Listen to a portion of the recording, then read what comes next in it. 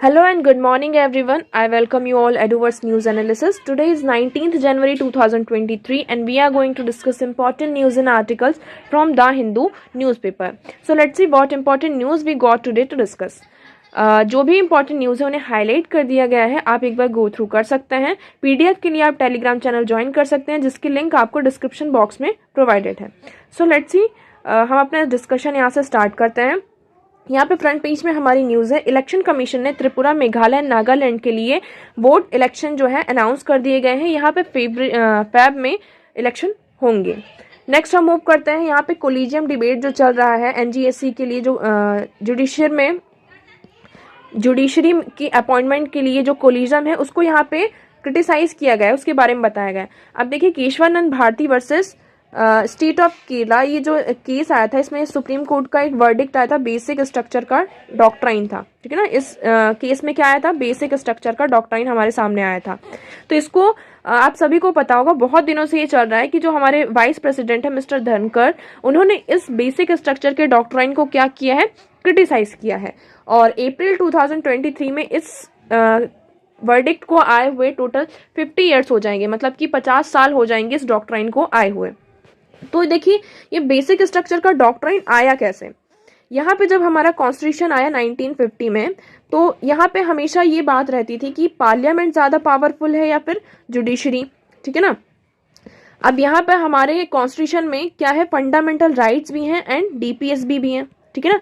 Part 3 में हमारे fundamental rights and part 4 में हमारे डायरेक्टिव प्रिंसिपल्स हैं। यहाँ पे कुछ डायरेक्टिव्स दिए गए हैं स्टेट को कि वो अपनी पॉलिसी इस तरीके से फॉर्मुलेट करे कि हम कहाँ वेलफेयर स्टेट की तरफ बढ़े। तो यहाँ पे हमारे पास क्या है, जो फंडामेंटल राइट्स हैं हमारे, अगर इसका वॉल्यूशन होता है तो हम डायरेक्टली कहाँ, सुप्रीम कोर्ट में जा सकते हैं अंडर आर्टिकल 32। ठीक है, आप सभी को ये पता है। अब यहाँ पर कन्फ्लिक्ट कैसे स्टार्ट होता है, you all know that article 31 जो कि अब नहीं है, यहाँ पर हमारे पास पहले था राइट टू प्रॉपर्टी। क्या था, राइट टू प्रॉपर्टी। और डीपीएसपी में हमारा एक डायरेक्टिव है, एक प्रिंसिपल है कि यहाँ पर कोई भी जो इंडिविजुअल है उसके पास कंसंट्रेशन ऑफ वेल्थ नहीं होना चाहिए। क्या, कंसंट्रेशन ऑफ वेल्थ नहीं होना चाहिए। हमें यहाँ पे क्या करना है, वेलफेयर की तरफ प्रमोट करना है, तो किसी भी एक पर्सन के पास कंसंट्रेशन ऑफ वेल्थ नहीं होना चाहिए। तो यहाँ पर आप देखिए, यहाँ पर डीपीएसपी और फंडामेंटल राइट्स के बीच में हमें कन्फ्लिक्ट देखने को मिलते हैं। अब देखिए, आर्टिकल 13 क्या कहता है हमारा, आर्टिकल 13 ये कहता है कि कोई यहाँ पे हमारी लॉ की डेफिनेशन दी गई है। और ये डेफिनेशन कैसे दी गई है कि कोई भी रूल, कोई भी रेगुलेशन, ठीक है, कोई भी रूल, कोई भी रेगुलेशन या कोई भी अमेंडमेंट अगर वो फंडामेंटल राइट्स का वॉल्यूशन करता है, क्या, कोई भी रूल, कोई भी रेगुलेशन जो है, कोई भी अमेंडमेंट हम कॉन्स्टिट्यूशन में कर रहे हैं, अगर वो हमारे फंडामेंटल राइट्स का वॉल्यूशन करता है तो वो लॉ नहीं है। ठीक है, यहीं से पावर मिलती है किसको, जुडिशरी को, जुडिशियल रिव्यू की।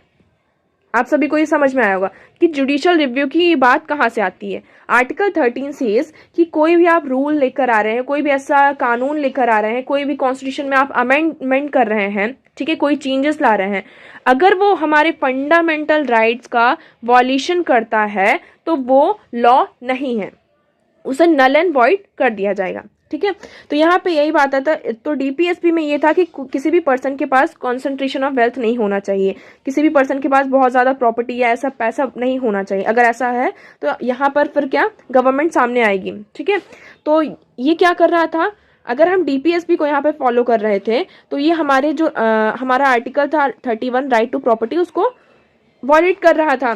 तो अगर हम इसको अपनी पॉलिसी में लेकर आ रहे थे तो यहाँ पर हमारा फंडामेंटल राइट का वॉल्यूशन हो रहा था। तो यहाँ पे कन्फ्लिक्ट देखने को मिला। तो उसी के बेसिस पर यहाँ पे फिर आता है किसका, ये केस आता है बेसिक स्ट्रक्चर का जो डॉक्ट्राइन है, Kesavananda Bharati versus state of Kerala. ठीक है, तो यहाँ पे ये बताया गया कि आप जो कॉन्स्टिट्यूशन है, जो पार्लियामेंट है, वो क्या कर सकती है, यहाँ पर कॉन्स्टिट्यूशन को अमेंड कर सकती है। ठीक है, कॉन्स्टिट्यूशन को अमेंड कर सकती है, बट जो बेसिक स्ट्रक्चर है, ठीक है, हमारे कॉन्स्टिट्यूशन मेकर्स ने यहाँ पे कुछ प्रिंसिपल्स दिए हैं। जब हमारा कॉन्स्टिट्यूशन बना रहे थे, जब बन रहा था, तो यहाँ पे उन्होंने कुछ प्रिंसिपल्स दिए थे। तो हमें यहाँ पे ये इंश्योर करना है कि जो ये बेसिक प्रिंसिपल्स हैं, बेसिक स्ट्रक्चर है हमारे कॉन्स्टिट्यूशन का, वो वॉयलेट ना हो। ठीक है ना। अभी जो बेसिक स्ट्रक्चर है इसको क्रिटिसाइज किया जा रहा है अभी आज के टाइम पे जो हमारे वाइस प्रेसिडेंट हैं उनके द्वारा, कि कह रहे हैं ये इन्होंने ये कहा कि जो बेसिक स्ट्रक्चर का डॉक्ट्राइन है ये कुछ नहीं है, जुडिशरी की सिर्फ एक आर्बिट्रेरी पावर है जो कि पार्लियामेंट को क्या कर रहे हैं, वो यहाँ पर कंट्रोल करने की कोशिश कर रहे हैं। ठीक है। अब इसमें ये भी क्वेश्चन आता है कि जो पार्लियामेंट है यहाँ पे जितने भी रिप्रेजेंटेटिव्स होते हैं, पार्लियामेंट है जितने भी यहाँ पे रिप्रेजेंटेटिव्स होते हैं उनको कौन चुनता है, उनको जनता चुनकर लाती है। ठीक है। उनको पीपल इलेक्ट करते हैं। तो यहाँ पे पार्लियामेंट क्या हो जाती है, सोवरेन हो जाती है लॉ बनाने के लिए। तो मतलब यहाँ पे पार्लियामेंट के पास फुल राइट है कि वो किसी भी तरीके के लॉ बना सकती है, किसी भी तरीके का चेंज कर सकती है। ठीक है। अगर ये पूरे इस तरीके से राइट मिल जाएगा पार्लियामेंट को, तो पार्लियामेंट पूरे कॉन्स्टिट्यूशन को भी चेंज कर सकती है। पार्लियामेंट यहाँ पे क्या कर सकती है, पार्लियामेंट चाहे तो यहाँ पे जो अगर ऐसा हो वो पार्लियामेंट कह दे कि यहाँ पर हम यहाँ पे पार्लियामेंट जो हमारा वेस्ट मिनिस्टर पार्लियामेंटेरियन सिस्टम है हम इसको चेंज कर रहे हैं। ठीक है। हम यहाँ पे अब क्या लेकर आ रहे हैं, प्रेसिडेंशियल सिस्टम लेकर आ रहे हैं। ठीक है। पार्लियामेंट अगर पूरी सोवरन हो जाती तो वो ऐसा कर सकती है। उसके बाद यहाँ पर पार्लियामेंट के पास क्या हो जाएगी, एक एब्सोल्यूट पावर भी आ जाएगी, तो वो कुछ भी कर सकती है। तो इसमें देखिए यही बताया गया है कि India would be govern by the rule of law. India किससे गवर्न होता है, रूल ऑफ लॉ से। That our structure of governance would rest on Westminster parliamentarianism, that the power of the legislature, the executive and the judiciary would be separate. अब यहाँ पे देखिए दो तीन चीजें आ जाती हैं हमारे पास, क्या, rule of law, rule of law. ठीक है। Parliamentary system. ठीक है। इसका बेसिक स्ट्रक्चर क्या है, हमारा बेसिक स्ट्रक्चर का डॉक्ट्राइन। ठीक है। सेपरेशन ऑफ पावर, तो ये सारे पॉइंट्स इसके अंदर आ रहे हैं। ठीक है। Separation of power, judicial review, judicial overreach, तो ये सारे पॉइंट्स कहाँ आ रहे हैं, इसके अंदर आ रहे हैं। ठीक है। हमें यहाँ पे ये सारी चीजें कवर करनी है।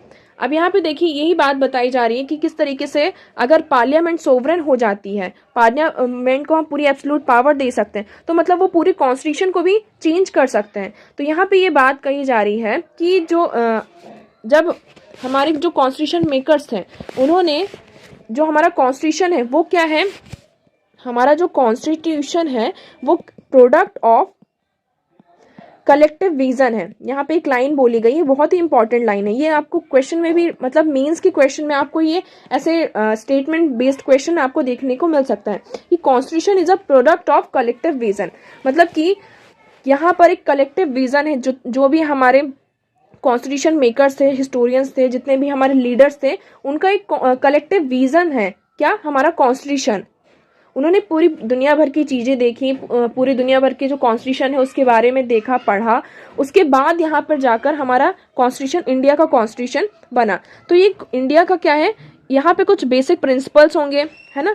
तो हमें यहाँ पे इंश्योर करना है कि जो हमारे कॉन्स्टिट्यूशन मेकर्स ने यहाँ पे जो प्रिंसिपल्स दिए हैं कॉन्स्टिट्यूशन में, हमें उसको इंश्योर करना है। यहीं से हमारा जो बेसिक स्ट्रक्चर का डॉक्ट्राइन है वो सामने आता है। अब यहाँ पे क्या देखने को मिल रहा है, एग्जीक्यूटिव और जुडिशरी के बीच में टसल देखने को मिल रहा है।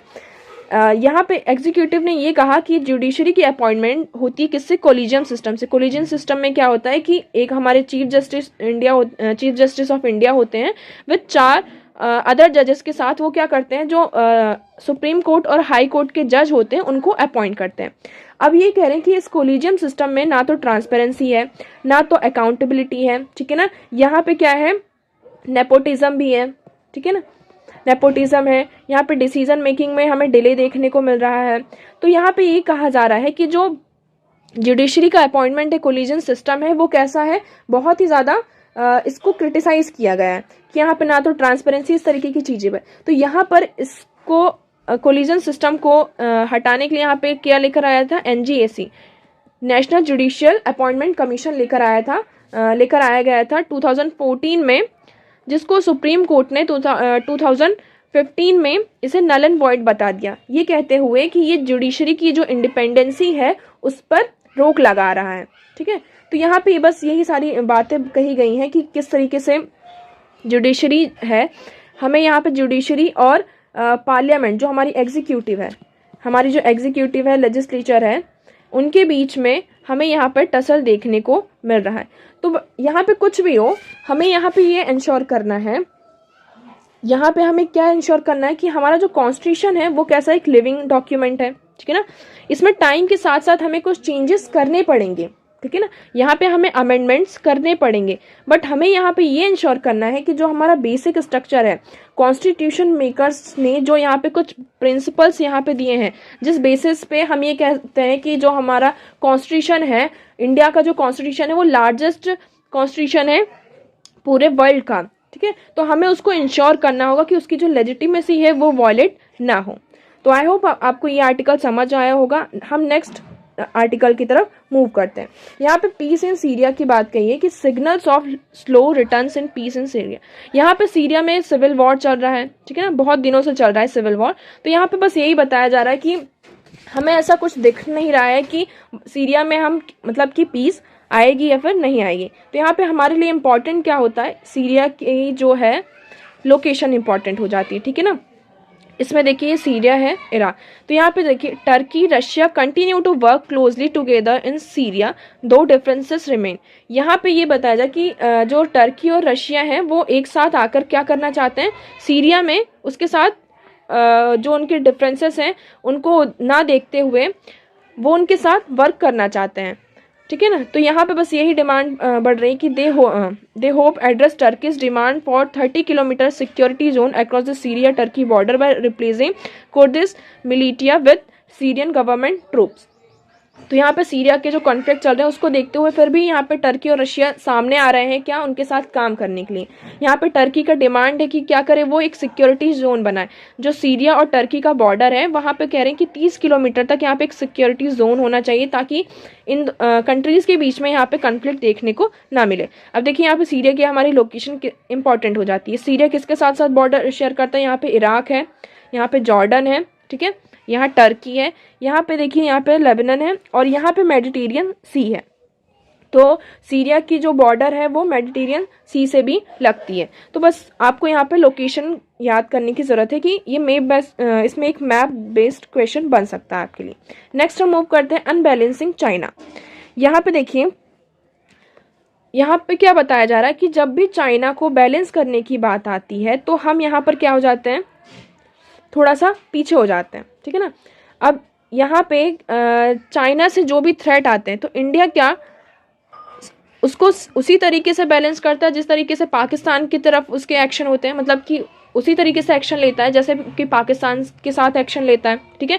अगर पाकिस्तान से कोई थ्रेट होता है और चाइना से कोई थ्रेट है तो देखिए यहाँ पे हमें बहुत सारे डिफरेंसेस देखने को मिलते हैं कि इंडिया के हमारे एक्शन किस तरीके से होते हैं दोनों कंट्रीज़ को टैकल करने में। अब यहाँ पे कुछ पॉइंट बताए गए हैं, चैलेंजेस बताए गए हैं कि इंडिया के लिए कुछ ऑप्शंस बताए गए हैं कि इंडिया किस तरीके से चाइना को बैलेंस कर सकता है। देखिए यहाँ पे बहुत ही अच्छे पॉइंट्स बताए गए। पहला बताया गया पोटेंशियल स्ट्रेटेजी, ठीक है ना। यहाँ पे हम क्या कर सकते हैं कि हम पोटेंशियल स्ट्रेटेजी ला सकते हैं। किस तरीके से, जैसे कि यहाँ पे हमेशा कॉन्फ्लिक्ट देखने को मिलते हैं, जैसे कि ये इंडिया है, यहाँ पर पाकिस्तान है और यहाँ चाइना है। पाकिस्तान के साथ हमारी LOC है और यहाँ पर LAC है। तो चाइना के जो इंटरफेरेंस है हमें LAC में भी देखने को मिलते हैं और आज के टाइम पे हमें दोनों LOC line of actual control and line of control दोनों में हमें यहाँ पे चाइना की जो इंटरफेरेंस है वो बहुत ज़्यादा बढ़ती हुई दिखाई दे रही है। तो यहाँ पे इंडिया किस तरीके के एक्शन ले सकता है हम उसकी बात करेंगे। तो यहाँ पे इंडिया क्या कर सकता है, चाइना की एक पॉलिसी की वो क्या करता है, जैसे कि कोई भी बॉर्डर एरिया है, यहाँ पे मान लीजिए कोई बॉर्डर है, ठीक है ना, यहाँ पे चाइना किसी भी कंट्री के साथ बॉर्डर शेयर कर रहा है। यहाँ पर अगर जो दूसरी कंट्री, यहाँ मान लीजिए इंडिया है, ये चाइना, इंडिया यहाँ पर कुछ भी ऐसे पुलिसिंग वगैरह नहीं, यहाँ पे कोई भी बॉर्डर के लिए यहाँ पे सुरक्षा नहीं है। तो चाइना क्या करता है, धीरे धीरे वो अपनी यहाँ पे टेरिटरी को यहाँ पे एक्वायर करने लगता है, अपनी यहाँ पे मिलिट्री भेजता है और धीरे धीरे क्या करता है उस टेरिटरी को अपना पार्ट बताने लगता है। तो यहाँ पे पहला जो हमारा ऑप्शन है यही बताया गया है कि चाइना क्या कर सकता है, इंडिया क्या कर सकता है, जो चाइना की स्ट्रेटजी है उसको वो भी अपना सकता है। टिट फॉर टैट, यहाँ पे क्या है, जैसे को तैसा। अगर चाइना ऐसा करता है तो आप भी ऐसा करिए। जहाँ पे ऐसी जो बॉर्डर एरिया है, जहाँ भी ऐसा लैंड आपको समझ में आ रहा है तो आप भी उसको एक्वायर करने की कोशिश करिए। हाँ, ये तो श्योर है कि चाइना उसके अगेंस्ट में एक्शन लेगा, बट हमें भी क्या रहना है, उसके लिए प्रिपेयर रहना है। दूसरा क्या बता रहे हैं यहाँ पे, इकोनॉमिक कॉस्ट की बात की जा रही है, ठीक है। सेकंड यहाँ पे क्या कह रहे हैं, इकोनॉमिक कॉस्ट, मतलब कि हमें यहाँ पे क्या करना होगा, जो हमारा इंपोर्ट है चाइना के साथ, हाई टेक इंपोर्ट है, उसे रिड्यूस करना होगा। बट आप जैसा कि देख सकते हैं, हम यहाँ पे बात तो बहुत बड़ी बड़ी कर देते हैं कि हाँ चाइना के साथ हम कोई भी ट्रेड नहीं करेंगे, ऐसा वैसा, ठीक है। बट यहाँ पे जब रियलिटी की बात होती है तो सच में ऐसा कुछ होता है या नहीं, है ना। तो हमें यहाँ पे देखने को मिलता है कि अभी भी हमने कुछ दिन पहले ये आर्टिकल, एक न्यूज़ डिस्कस करी थी कि जो हमारे चाइना के साथ इम्पोर्ट हैं वो क्या हो रहे हैं, बढ़ रहे हैं, और एक्सपोर्ट जो है हमारा वो कैसा हो रहा है, कम हो रहा है। तो यहाँ पे हमें ये इंश्योर करना होगा कि जैसे कि हाई टेक जो हमारी टेक्नोलॉजी है उसको हमें चाइना के साथ उसके जो इम्पोर्ट्स हैं वो कम करना होगा। इससे डायरेक्ट इम्पैक्ट हमें पड़ेगा कहाँ, चाइना की इकोनॉमी में। थर्ड यहाँ पे क्या बताया जा रहा है कि जो हमारे न्यूक्लियर है, तीसरा यहाँ पे क्या बताया जा रहा है कि हमें यहाँ पे क्या करना होगा, हमारे जो न्यूक्लियर है उनको रीटेस्ट करना होगा। जो हमारे न्यूक्लियर मॉडर्नाइजेशन है, जो भी हमारे वेपन्स हैं, उन्हें हम यहाँ पे सब रीटेस्ट कर रहे हैं। यहाँ पे हम क्या कर रहे हैं, अपनी मिलिट्री को यहाँ पे स्ट्रॉन्ग बनाने की, हम यहाँ पे डायरेक्ट उनके ऊपर अटैक करने नहीं जा रहे हैं, बट हम यहाँ पे इंश्योर कर रहे हैं, बस एक तरीके का यहाँ पे डेटरेंस क्रिएट करने की कोशिश कर रहे हैं। हम ऐसा कर सकते हैं, हम यहाँ पे अपने जो न्यूक्लियर हैं और जो हमारे थर्मो न्यूक्लियर वेपन्स हैं उनको हम स्ट्रेंथ कर सकते हैं, सिर्फ एक डेटरेंस क्रिएट करने के लिए, ठीक है। फोर्थ यहाँ पे क्या पॉइंट बताया जाता है कि इंडिया और यूएस के जो रिलेशन है वो, उनके जो रिलेशन है वो कैसे हो रहे हैं, बढ़ रहे हैं, ठीक है ना। तो ये हमारे लिए ऑब्वियस सी बात है, हम ये चाइना को काउंटर करने के लिए कर रहे हैं। तो चाइना इससे क्या हो रहा है, बहुत और ज़्यादा एग्रेसिव हो रहा है। तो हमें यहाँ पे क्या करना होगा और इंश्योर करना होगा कि हमारे जो इस तरीके के स्ट्रेटेजिक पार्टनरशिप है जो यूएसए के साथ हमारी बढ़ रही है, तो हमें यहाँ पे ये एक एग्रेशन का कारण है चाइना का, चाइना इसलिए और ज़्यादा एग्रेसिव हो रहा है। तो हमें यहाँ पे ये इंश्योर करना होगा कि हमारे इनके यूएस के साथ जो रिलेशन है और ज़्यादा स्ट्रांग हो, ताकि हम चाइना को यहाँ पर बैलेंस कर पाएँ। तो आई होप आपको ये सारी न्यूज़ क्लियर हो गई होगी। इसमें बस यही बताया गया है कि हम किस तरीके से चाइना को बैलेंस कर सकते हैं। इसमें 4 ये ऑप्शन बताए गए हैं कि किस तरीके से हम चाइना को काउंटर कर सकते हैं, बैलेंस कर सकते हैं। हम यहाँ पर चुप नहीं रह सकते, जैसे कि हमारी जो पॉलिसी है नो फर्स्ट यूज़ वेपन, ठीक है ना, जो हमारे न्यूक्लियर वेपन को यूज़ करने की नो फर्स्ट यूज़ है।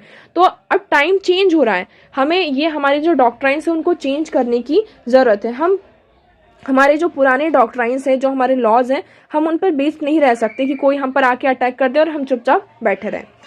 नेक्स्ट हम मूव करते हैं, यहाँ पे इको सेंसिटिव जोन्स की बात की गई है। ये बहुत ही इंपॉर्टेंट न्यूज़ है आप लोगों के लिए। आप में यहाँ पे बहुत ही हमारे लिए प्रीलिम बेस्ड फैक्ट निकलते हैं। पहले हम कंटेक्स्ट की बात करते हैं, इशू क्या है। यहाँ पे केरला में प्रोटेस्ट चल रहा था, अभी भी चल ही रहा है, कि जो इको सेंसिटिव जोन को लेकर है। प्रोटेस्ट ये है कि इको सेंसिटिव जोन जो है यहाँ पे पहले तो हम बात करते हैं इको सेंसिटिव जोन की। What is eco sensitive zone? Eco sensitive zone, eco sensitive zone होता है जैसे कि वहाँ पर ये 2 एरिया हमारा ये हो गया, और ये एक कोर एरिया होता है और एक होता है बफर एरिया, ठीक है। ये बफर एरिया है और ये कोर एरिया। कोर एरिया में वहाँ पर हमारे जो भी एनिमल हैं, जो भी स्पीशीज़ हैं, उनको हम क्या करते हैं, यहाँ पे सेव करते हैं। जो भी इंडेंजर्ड स्पीशीज़ हैं तो उनके लिए यहाँ पे हम सेफ गार्ड प्रोवाइड करते हैं, उनका प्रोटेक्शन करते हैं।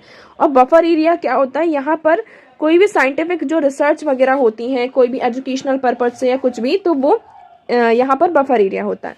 अब इको सेंसिटिव जोन क्या होता है, ऐसा एरिया जिसके पास सिर्फ कोर एरिया हो, बफर एरिया, यहाँ पे बफर जोन ना हो, वो होता है इको सेंसिटिव जोन।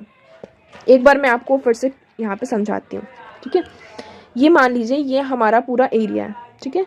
यहाँ पे या तो मान लीजिए कोई नेशनल पार्क है या वाइल्ड लाइफ सेंचुरी है, ठीक है, या फिर बायो रिजर्व्स हैं, ठीक है। तो यहाँ पर क्या होते हैं, हमारी जो थ्रेटन स्पीशीज़ होती हैं, एनिमल्स होते हैं, वाइल्ड लाइफ्स होती हैं, तो उनको हम प्रोटेक्ट करने के लिए यहाँ पर रखते हैं। यहाँ पे फिर होता है हमारा, इसको हम कहते हैं कोर जोन, ये हमारा कोर जोन होता है। ये होता है बफर जोन। बफर जोन में यहाँ पे साइंटिफिक स्टडी वगैरह की जाती है, कोई भी एजुकेशनल पर्पज से लिए कुछ भी इस तरीके, तो ये बफर जोन होता है। अब इकोलॉजिकल सेंसिटिव जोन क्या होता है? जब यहाँ पे बफर जोन एब्सेंट होता है, कोई भी ऐसा एरिया है, कोई भी वाइल्ड लाइफ सेंचुरी या नेशनल पार्क है जिसके आस पास जो है कोई भी बफर जोन ना हो, उसे हम कहते हैं eco sensitive, ecologically sensitive zone. ठीक है, यहाँ पे इसके कारण हमें हमेशा जो होता है ह्यूमन और एनिमल के बीच में कन्फ्लिक्ट देखने को मिलता है। इसके बहुत सारे एग्जाम्पल हैं, जैसे कि अभी हमने कुछ दिन पहले डिस्कस किया था उड़ीसा में, यहाँ पे ह्यूमन और एलिफेंट के बीच में हमें कन्फ्लिक्ट देखने को मिला। यूपी में हमें इस तरीके के बहुत सारे केसेस देखने को मिले। तो यहाँ पे क्या होता है, इस तरीके के इको सेंसिटिव जोन में हमें यहाँ पे ह्यूमन और एनिमल्स के बीच में कन्फ्लिक्ट देखने को मिलता है। तो यहाँ पे ये बात है, इको सेंसिटिव जोन के बीच में ये बात की गई है कि यहाँ पे इको सेंसिटिव जोन जहाँ भी होगा उसके 10 किलोमीटर तक, इसके 10 किलोमीटर तक यहाँ पर कोई भी ह्यूमन एक्टिविटी नहीं होगी। अभी किसमें हम बात करते हैं, by bringing the FRA, law makers were trying to undo the historic injustice done to the forest dwelling community of India.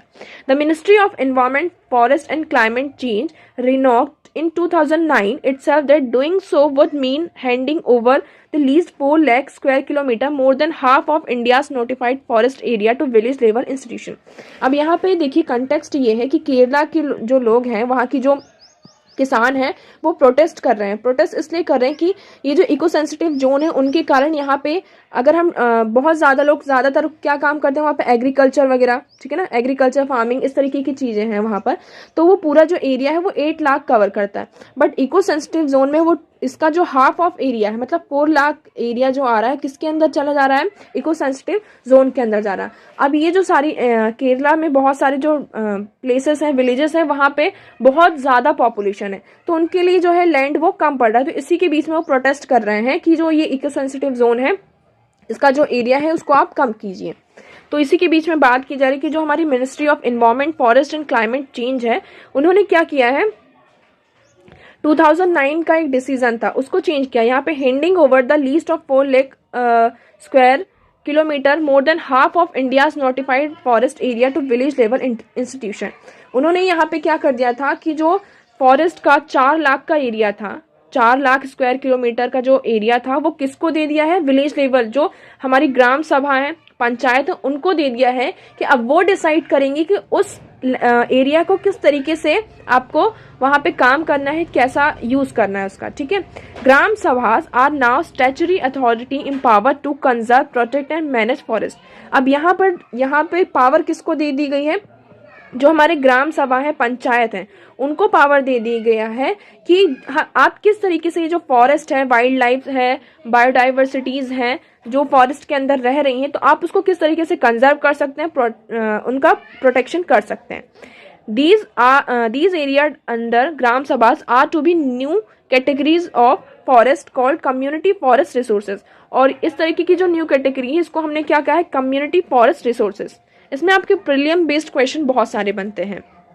ठीक है, अब यहाँ पे क्या है, ग्राम सभा ने यहाँ पे इंटीग्रेट किया है कि वो किस जो कंजर्वेशन क्या करेंगे, कंजर्वेशन एंड मैनेजमेंट प्लान लेकर आएंगे into the working plan for the forest department with the required modification. यहाँ पे क्या करेंगे, जो कम्युनिटी फॉरेस्ट रिसोर्स है उसको वो फॉरेस्ट डिपार्टमेंट के साथ मिलकर वो क्या करेंगे, एक वर्किंग प्लान लेकर आएंगे कि किस तरीके से हम यहाँ पर जो हमारा जो फॉरेस्ट है उसको हम मैनेज करेंगे, उसको प्रोटेक्ट करेंगे। अब यहाँ पे देखिए, surrounding protected areas is region in more than 1,11,000 square kilometre और 3-4% of the country's land which falls under the eco sensitive zone regime. अब यहाँ पे जो हमारा इकोलॉजिकली सेंसिटिव जोन है उसके अंदर 3.4% एरिया आता है पूरी कंट्री का 3.4% जो जा रहा है किसमें, इको सेंसिटिव जोन में जा रहा है। गवर्नमेंट ने इसमें नोटिफाई किया था कि हमारे पास टोटल कितने 341 इको सेंसिटिव जोन्स हैं ecologically in 29 states and 5 union territories, while another 85 eco sensitive zones are awaiting notification। अभी हमारे पास 341 eco sensitive zone है, ठीक है ना, और इसमें से भी 85 जो है अभी वेटिंग लिस्ट में है कि हाँ उनको इको सेंसिटिव जोन डिक्लेयर करना है या नहीं डिक्लेयर करना है। Together protected areas and eco sensitive zone cover 8.66% of India's land. अब अगर हम पूरे प्रोटेक्टेड एरिया की बात करें और टोटल इको सेंसिटिव जोन जितने भी हैं हमारी पूरी इंडिया में, अगर हम उसकी बात करें तो वो टोटल कितना एरिया हमारे इंडिया का कवर करती हैं, 8.66%। ठीक है, तो यहाँ पे बस इसी के बीच में यहाँ पे कन्फ्लिक्ट चल रहा है कि ये जोन्स इस ऐसी जगह पर हैं जहाँ पर पॉपुलेशन बहुत ज़्यादा है। ठीक है ना, और उनका जो बेसिक कह सकते हैं लाइवलीहुड का जो प्रोसेस है वो क्या है, फार्मिंग है, एग्रीकल्चर है। तो इसलिए वो डिमांड कर रहे हैं कि आप ये जो लैंड एरिया है इसको कम कीजिए। 2002 wild life conservation strategy in land with in 10 kilometre of boundary of protected areas to be notified as ecologically fragile zone under section 3 clause 2 clause 5 of the Environment Protection Act of 1986। यहाँ पे हमारा जो environment protection act 1986 है, इसके under यहाँ पे 2 section है, rule एक 5 है और सेक्शन 3 क्लॉज 2 क्लॉज 5 है।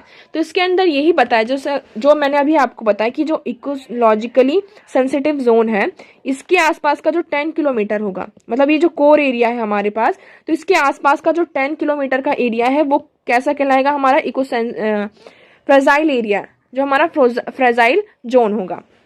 यहाँ पे फिर ministry of environment forest and climate change फिर से आ जाती है, तो वो फिर बताती है कि अगर टाइम के साथ साथ हम इसको क्या कर देंगे, जो यहाँ पे जो हमारा इकोलॉजिकल सेंसिटिव जोन है यहाँ पर कोई भी फैक्ट्रीज वगैरह, आप भी कोई भी ऐसी एक्टिविटीज़ नहीं कर सकते हैं जो कि जो हमारे एनिमल्स हैं उनको हार्म पहुँचाए। ठीक है, यहाँ पे आप माइनिंग नहीं कर सकते, कोई भी इंडस्ट्री यहाँ पे स्टैब्लिश नहीं कर सकते हैं।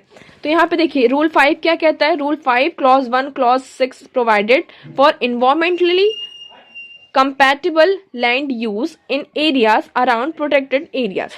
2005 the National Board for Wildlife decided to delineate site specific ecological sensitive zone to regulate specific activities instead of prohibiting them। अब यहाँ पे फिर एक यहाँ पे टोटली जो है हमें जो हमारा रूल 5 है ये कहता है कि जो हमारा ESJ है, हमारा इकोलॉजिकल सेंसिटिव जोन है, यहाँ पे आप कोई भी एक्टिविटी नहीं कर सकते।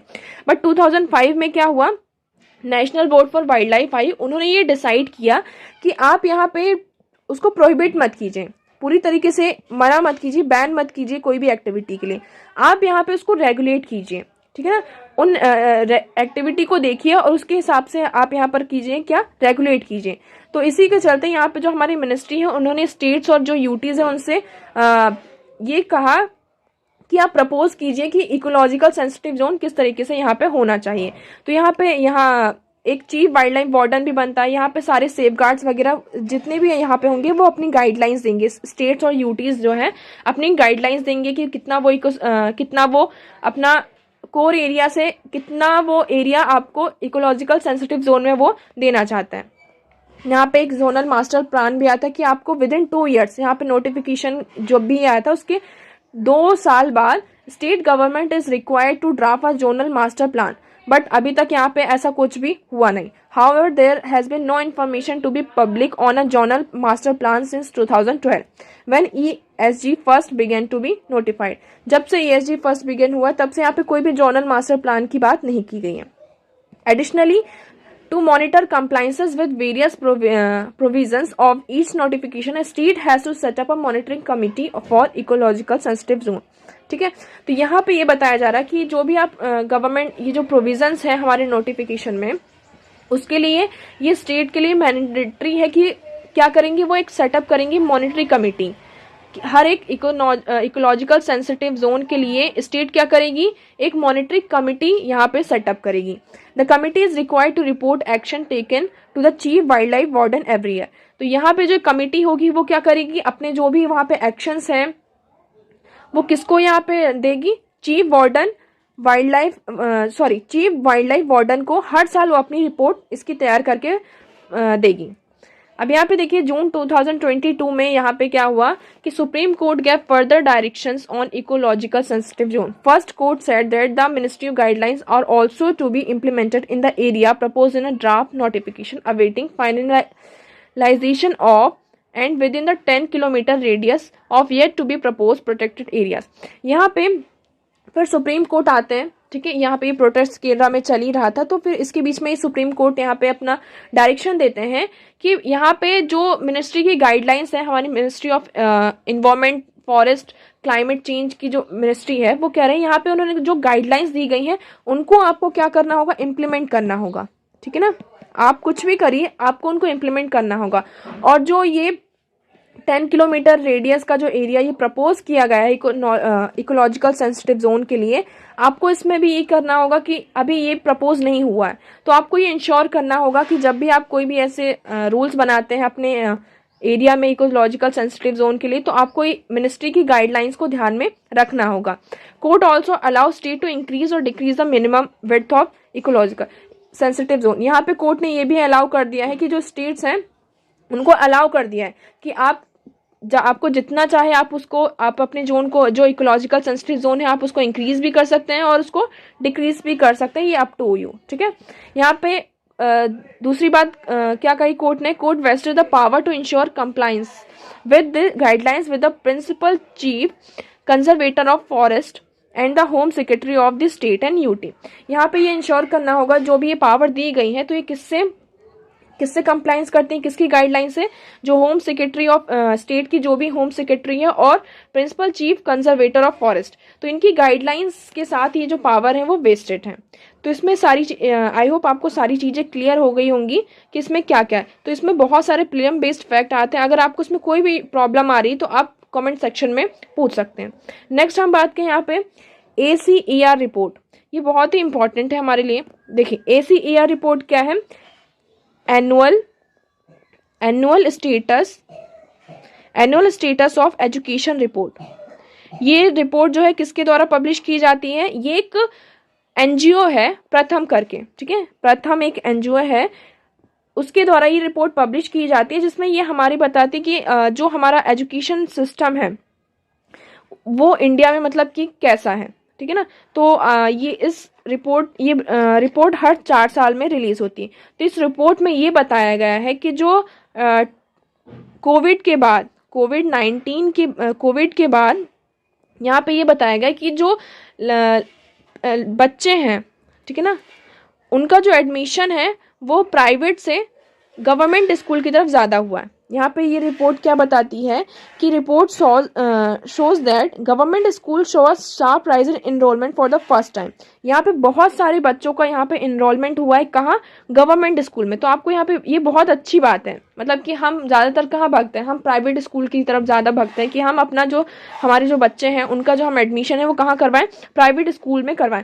बट आफ्टर कोविड-19 यहाँ पे इस रिपोर्ट के थ्रू ये बताया गया, ये देखा गया कि पहली बार 16 साल में पहली बार ऐसा देखा गया है कि जो गवर्नमेंट स्कूल में जो एनरोलमेंट हो रहा है वो बहुत ज़्यादा राइज हुआ, कितना 9.5% यहाँ पे बढ़ा है। ठीक है ना, basic literacy level of children have taken a big hit with their reading ability as compared to with numerical skills worsening much more sharply and dropping to pre 2012 levels. और यहाँ पे ये भी बताया गया है कि जो लर्निंग स्किल है, रीडिंग एबिलिटी है, लर्निंग स्किल है बच्चों की, वो भी क्या हो रही है, वो भी इंक्रीज हो रही है। अब देखिए जब भी कोई बच्चा स्कूल जाता है, गवर्नमेंट स्कूल है, कैसी भी स्कूल भी, फिर हम क्या करते हैं, यहाँ पे बच्चे का ट्यूशन लगवाते हैं। तो आपने ध्यान दिया होगा, कभी भी ऐसा ऑब्जर्व किया होगा कि जब भी हम ट्यूशन लगवाते तो हम उसमें ये फोकस करते कि हमारा बच्चा मैथ्स और साइंस के जो उसमें ज़्यादा फोकस करे, है ना। तो यहाँ पे सर्वे में, यहाँ पे घर घर जाके सर्वे होता है, ये हाउस होल्ड सर्वे होता है। जो भी ऑनगोइंग स्कूल बच्चे होते हैं, स्कूल जाते हुए बच्चे होते हैं, उनके साथ ये सर्वे होता है। तो इसमें ये पाया गया कि जो बच्चे हैं वो भले अभी छोटी क्लास में, बट वो मैथ्स और साइंस के जो आंसर्स हैं वो बहुत जल्दी दे देते हैं। मतलब कि उनको भले वो पढ़ नहीं पा रहे हैं, रीडिंग एबिलिटी उनकी इतनी अच्छी नहीं है, बट जो उनके जो फैक्ट्स हैं साइंस और मैथ्स को लेकर वो बहुत ज़्यादा हैं। ठीक है ना, तो यहाँ पे बस यही बताया गया। इस रिपोर्ट में हमारे लिए क्या निकल कर आता है कि ये क्या है, एक annual status of education report है, हर साल ये हर 4 साल में निकलती है। हाउस होल्ड रिपोर्ट है, ठीक है ना, ये हाउस होल्ड हर घर घर जाके ये सर्वे किया जाता है। ये किसके द्वारा रिलीज होता है, ये एक NGO है, नॉन गवर्नमेंट ऑर्गेनाइजेशन है प्रथम, इसके द्वारा ये रिपोर्ट यहाँ पे पब्लिश की गई। तो उसमें उन्होंने यही बताया। देखिए ट्यूशन ट्रेंड के कारण क्या बताया गया कि across India the proportion of student from class 1st to 5th taking paid private tuitions increased from 26% 4% in 2018 to 30.5% 2022 according to the latest report of ACER। तो यहाँ पे यही बताया जा रहा है कि यहाँ पे बच्चों को हम क्या कर रहे हैं, गवर्नमेंट स्कूल में इनरोल करवा रहे हैं और फिर हम यहाँ पे बच्चों का फिर क्या करते हैं, ट्यूशन लगवाते हैं। तो यहाँ पे यही बताया जा रहा है कि 2018 में सिर्फ 26.4 बच्चे ट्यूशन जाते थे, अब 2022 में ये कितना बढ़ गया है, 30.5%। बट उनकी जो एबिलिटी है, उनकी जो रीडिंग एबिलिटी है, उनकी जो लर्निंग एबिलिटी है, वो भी क्या हुई है, इंक्रीज हुई है। तो देखिए ये पूरा डेटा है। National study shows that despite school closures during the pandemic, the overall enrollment figure which have been above 95% for the past 15 years for the 6 to 14 age group increased from 97.2, जो कि अभी तक enrollment 95 था, फिर 2018 में जो government school में enrolment था वो कितना था, 97.2% था। अब 2022 में हमें देखने को मिल रहा है कितना, 98.4%। ठीक है, ये किसमें, 1st to 8th क्लास के बीच की बात हो रही है, आपको ये भी याद रखना। Government schools have been seen a sharp increase in children enrolled from 65.6% in 2018 to 72.9% in 2022, reversing another trend of steady decrease in student enrollment seen in 2006 when it was at 73.4%. The percentage of children in class 3 in government or private schools who were able to read at the level of class 2 dropped from 27.3 in 2018 to 20%. But यहाँ पे क्या है, उनकी जो reading ability है उसमें हमें थोड़ी कमी देखने को मिल रही है। हाँ, वो आंसर ज़रूर कर रहे हैं कि आप उनसे कुछ भी साइंस के या मैथ्स के क्वेश्चन है वो पूछ रहे हैं तो वो आंसर कर रहे हैं, बट यहाँ पे जो रीडिंग एबिलिटी है, जो उनकी पढ़ने की क्षमता है, वो जो है वो डिक्लाइन हुई, उसमें हमें थोड़ा डिक्लाइन देखने को मिला है। तो ये पूरी रिपोर्ट इसी के बारे में थी। आपको इसमें क्या क्या याद रखना है कि ये रिपोर्ट हर 4 साल में रिलीज़ होती है। ये एक नॉन गवर्नमेंट ऑर्गेनाइजेशन के द्वारा रिलीज़ होती है, बट इसमें क्या है, गवर्नमेंट इसको यूज़ करती है इस रिपोर्ट को। तो आई होप आपको यहाँ पे सारी चीज़ें क्लियर हो गई होंगी। तो दैट्स फॉर ऑल टुडे। कोई भी आपको इशू है तो आप कमेंट सेक्शन में हमसे पूछ सकते हैं। टेलीग्राम चैनल में आपको इसकी PDF मिल जाएगी, जिसकी लिंक आपको डिस्क्रिप्शन बॉक्स में प्रोवाइडेड है। So that's for all today. Thank you so much for discussion.